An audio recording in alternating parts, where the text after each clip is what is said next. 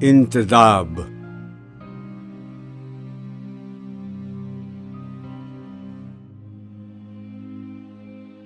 کہاں فرشتہ تہذیب کی ضرورت ہے، نہیں زمانہ حاضر کو اس میں دشواری۔ جہاں قمار نہیں، زن تنک لباس نہیں، جہاں حرام بتاتے ہیں شغل میں خاری۔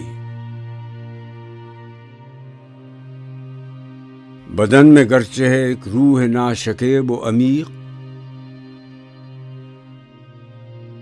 طریقہ ابو جد سے نہیں ہے بیزاری۔ جسور و زیرک و پردم ہے بچہ بدوی، نہیں ہے فیض مکاتب کا چشمہ جاری۔ نظر وران فرنگی کا ہے یہی فتویٰ،